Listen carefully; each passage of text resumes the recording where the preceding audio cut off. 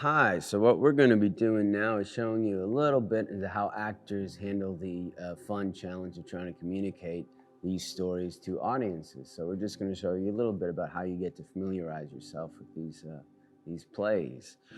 Want to tell me a little bit about what this scene is about? Yeah, absolutely. So this is one of the first few scenes in Macbeth, and in this scene we have the bloody captain running into King Duncan and a bunch of other people of the court, and explaining to them everything that happened at the most recent battle. Now, in this script, we have Ross being the bloody captain and saying his words. Actually, almost every production you go to see of a Shakespeare play, changes have been made to the script. Sometimes for budget reasons, they can only afford to hire so many actors. Sometimes they're trying to simplify things. Sometimes that actually makes it more complicated. But so here what we've done is we've switched the bloody sergeant to Ross, to another character, and there's been some kind of cutting and pasting of quite a long scene to make it shorter and hopefully a little bit more coherent and more useful to the style of the story, the way that we were presenting our version of Macbeth. Yeah. So there are some changes in the text. If you're following along in your folder or whatever, you go, this isn't the same. No, and that's great, because if we were to do everything the same, we'd be giving these plays a shelf life, and that's something we don't want to do. So this is different, and that's always a good thing. Absolutely. And to show that off, we have our two awesome actors and actress here. We have Trey and Corey, and they are going to be playing the parts in this scene. You're playing Ross, the Thane of Ross, that's the Lord of Ross, and you are playing who, sir? Playing Duncan. Who is? King. The king. King of Scotland. There we go. Thank you, sir. All right. So those are our two characters. And we've just come from a big battle. We don't know who won. We don't know who lost. Your kingdom's in complete threat.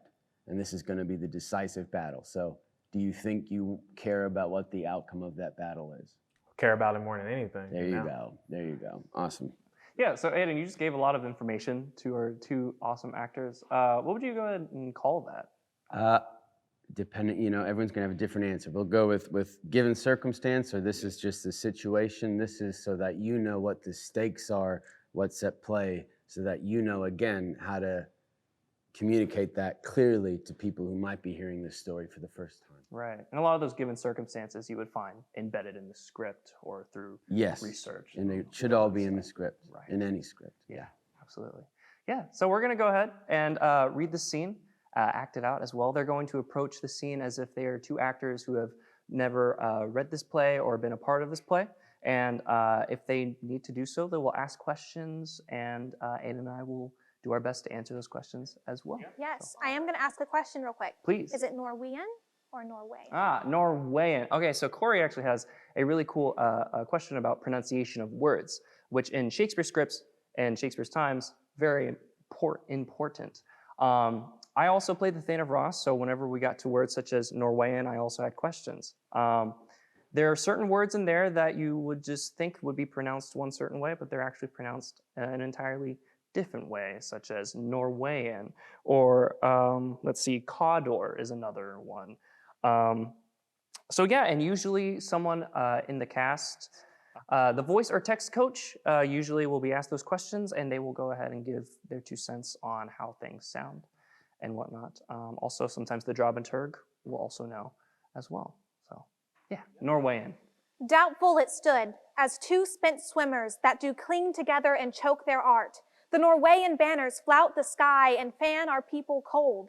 The king of Norway himself, with terrible numbers, assisted by that most disloyal traitor, the Thane of Cawdor, began a dismal conflict. Dismayed, not this our captains, Macbeth and Banquo? Yes, as sparrows eagles, or the hare the lion, if I say sooth, I must report there were as cannons overcharged with double cracks. For brave Macbeth, well he deserves that name, disdaining fortune with his banished steel, which smoked with bloody execution, carved out his passage till he faced the rebel, and ne'er shook hands nor bade farewell to him, till Macbeth unseamed him from the nave to the chaps, and fixed his head upon our battlements, and to conclude, victory fell on us. Oh, valiant cousin, worthy gentleman. So Corey, not Ross, if this was, what is it important that the audience out there understands for this story? What do they need to get from this scene in order for them to understand what's going to follow and just know what kind of story they're in? For me, what I would need to know from it is that the battle is won, and that Macbeth was the one who led that victory. Cool. And that's great. So it almost, the details are superfluous. But what's important to know is, right, there was a battle, we won, and who won it was Macbeth. There are a couple things in there also that you need to underline in a subtle way because we're going to need to know them later. This is the first time that who is mentioned, who we actually never see, but who is integral to what Macbeth is about to do. The Thane of Cawdor? Cawdor, yeah. So you're the first person to mention him. So you need to highlight that for me in a way so that the audience goes, it's good to think of the audience as like a goldfish going around in a bowl. Very, very short memory. Like, oh my God, a castle. Oh my God, a tree. Oh my God. So you need to underline it in such a way that later when they hear Cawdor, they go, oh, we need to remember that, right? Looking at the language you have, what can you glean from the kind of person, in this instance, Ross is? What is he doing here, she doing here more than anything else? You're bringing what kind of news? Good news. Yes. Do you say that right away? Do you say, yeah, we won? No.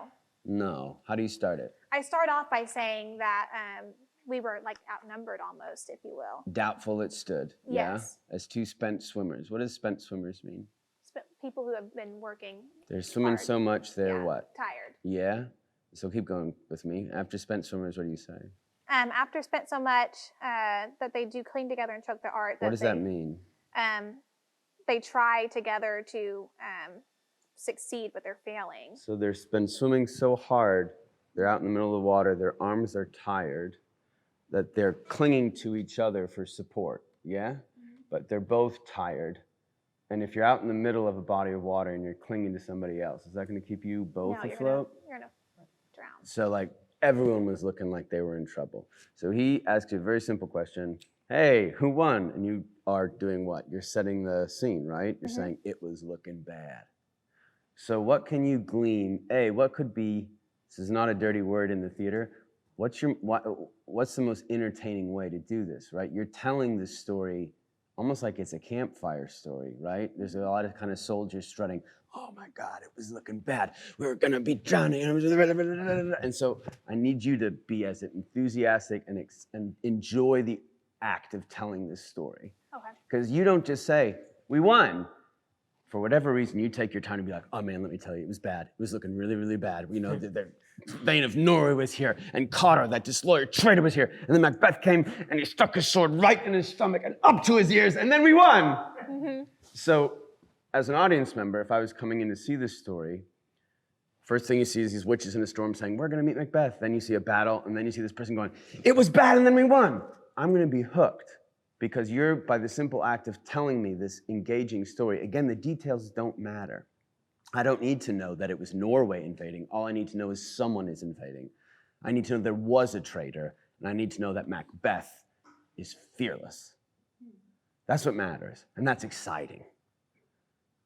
So you're not a postman, yeah? It's more of a campfire, a lot of kind of strutting and showing off how you also did survive as well. Bring that into me a little bit more. Does that make sense? Yeah. Cool. There's also one other element of Ross in this beginning scene as well, because he's playing the bloody captain.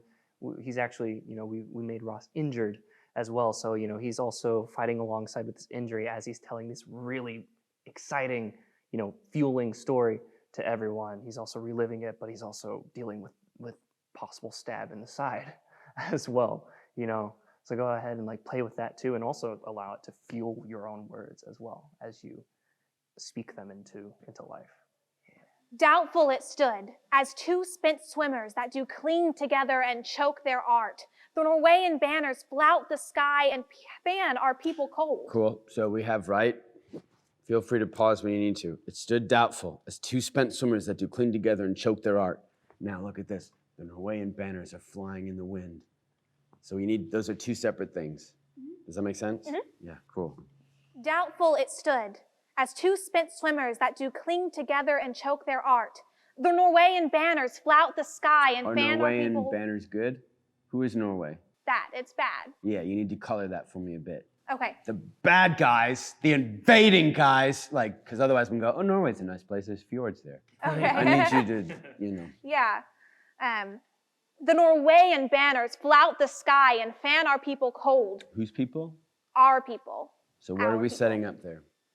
The difference between the two. Yeah, them, the banners are, and they're waving so much in the air, and it's sending cold air towards all of us. I know, it sounds really silly, because Yeah. it kind of is, right? But like, it's a really bad battle, guys. The flags were waving so much we were freezing. Like that's, you know, again, it's the simple joy of telling a story, yeah?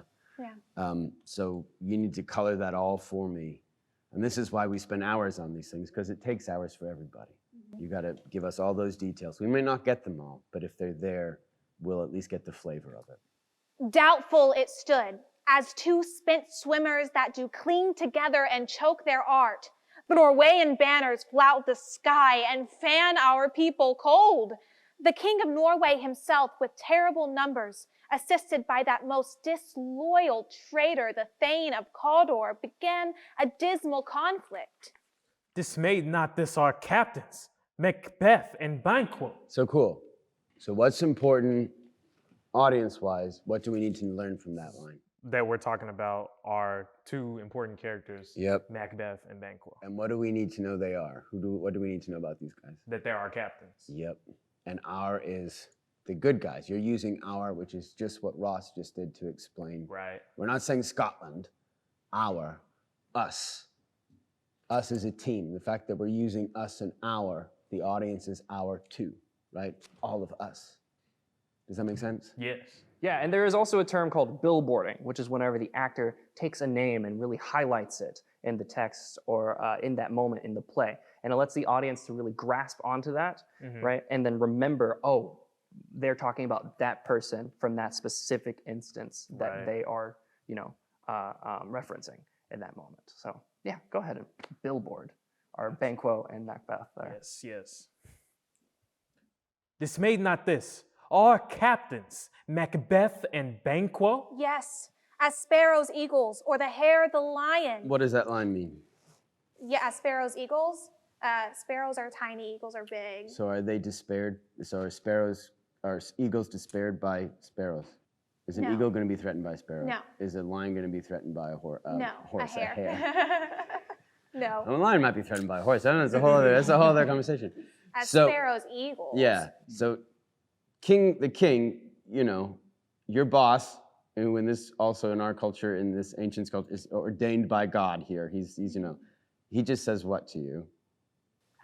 Were they dismayed by Yeah. this? Oh my God. Norway and Cawdor was about to did this. How did our captains do? Were they dismayed? And what is the first word you say? Yes, Yeah. Are you messing with him a little bit here? just a little. I because think they so, weren't. right? And again, it's Yeah. very much soldier kind of dude posturing. This, oh my God, were our captains, were they scared? Yeah. As like a lion would be by a rabbit, you know, it's not a Yeah, great, yeah. no, it's not a great joke. But the fact that you are doing this, you are messing with them, it kind of shows also your kind of spunk as well, if that makes sense. Yeah, So have fun with that. That yes is, make him, you got him hooked. He's saying, oh my God, what happened? What happened? Or did our captains, were they destroyed? Yeah, and then you run with it, yeah? Okay, Because that's also gonna get us, if there's joy in it and stuff going on, that's, as the audience, we're gonna go, oh, this is a good story. Yeah, it's a cheap trick, but it's a necessary one. Dismayed not this, our captains, MACBETH and Banquo. yes. As sparrows, eagles, or the hare, the lion. If I say sooth, I must report they were as cannons overcharged with double cracks. For brave MACBETH, well he deserves that name, disdaining fortune with his banished steel, which smoked with bloody execution, carved out his passage till he faced the rebel. Brandish steel, right? So he's got his sword out, he's brandishing it. And it's what with bloody execution? Which smoked with bloody execution. What could that mean? What does that mean? I'm not sure. What does hot stuff do when it's in the cold? It fogs out and smokes, it evaporates.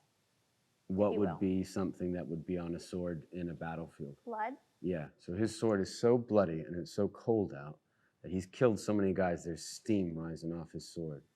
For brave Macbeth, well he deserves that name, disdaining fortune with his brandished steel which smoked with bloody execution, carved out his passage till he faced the rebel, and ne'er shook hands nor bade farewell to him till Macbeth unseamed him from the nave to the chops and fixed his head upon our battlements, and to conclude, victory fell on us. Oh, valiant cousin, worthy gentlemen.